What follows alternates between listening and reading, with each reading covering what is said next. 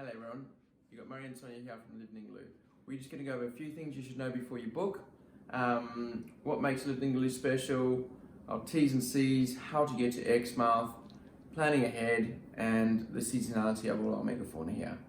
First up is what makes Live in Igloo special, and that really just goes back to our why. And we started to reclaim time in a meaningful way and give you the space to feel something. The vehicle that we achieve this in is our wildlife tours. It's memorable because of our low group numbers, and we pull you outside your comfort zone, which looks different to everyone. And our hope post-tour is that we just instill some conservation and pro-environmental behaviors into the future. Yeah. What also makes Live in Igloo special is we have a maximum of 10 customers and it's only a single swimming group. Other companies will have multiple swimming groups. With us, it's just one group. So all of our attention, every opportunity we get to put you in the water, all of you are in the water. You're not waiting for the other groups to get through. So yeah, that really can improve your swimming time and the amount of time you get in the water, which is what we're after and what we're here to do. Next is T's and C's. To explain this thoroughly, I need to go back into last year. Last year was a rough year for us, and we made a commitment to sleep at night and to treat people the way we wanted to be treated, and that meant we just offered much more flexible terms, and we worked with guests individually to make sure that we could get through it and feel emotionally whole. And this year we still want to sleep at night, but sorry. This is for sure. Yeah, but that means for us this year that we just need to create some consistency. And now that everybody knows about COVID, we have decided to introduce 2 different rate options for you with different terms and conditions. And you can find the details online under our terms and conditions section.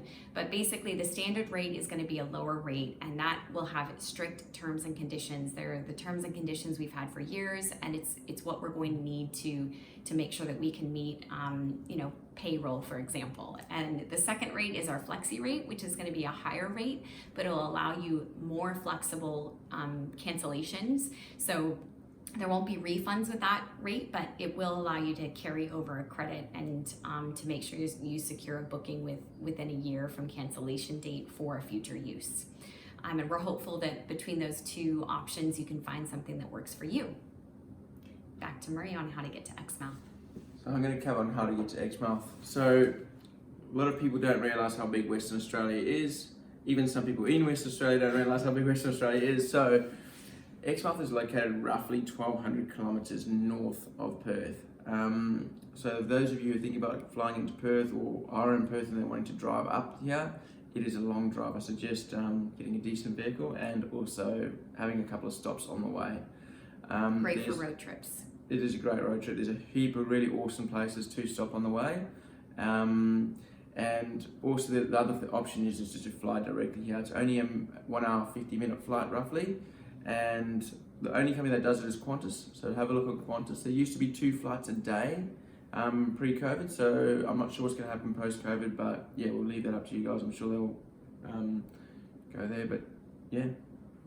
And if you want a hybrid, there is one-way car hire. I know Avis does one-way car hire where you could book either your trip up one-way car hire and leave your car here, or you could fly up and then drive back down through Avis or continue on an itinerary to Broome. And for more road tripping itineraries, we suggest you go to Tours in Western Australia or Australia's Coral Coast for those.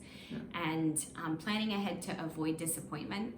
We're not really sure how the patterns of bookings will go, but what we realized last year is there were a lot of people that chose to stay in Exmouth, but less that made the choice to book a tourism experience. Mm-hmm.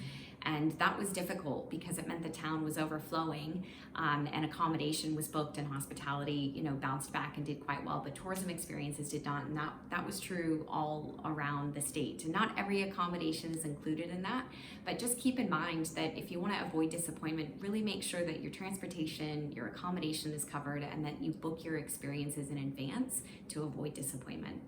And the next thing we're going to talk about is seasonality. It's something that we get asked all the time. Yep, so seasonality for our megafauna. Basically, I get asked this question all the time on the boat, when is the best time to come?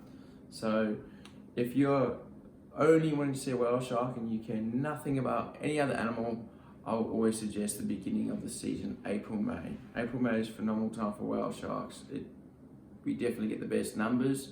It does not mean it's the best time to see a whale shark, because we've also got June and July where we start our humpback whale migration. We're still swimming with whale sharks, and there's still plenty of whale sharks around, but you get the added value of, hopefully seeing, doing some whale watching. There are definitely less whale sharks normally around in June and July, but that doesn't mean that they're not going to be here. And the time that we're waiting for the whale sharks, we're having a bit of time watching whales, and it's a really cool time of the year actually.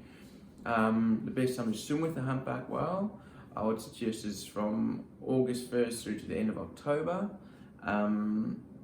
There's plenty around. That's normally when we're more than likely going to get our best interactions at that time.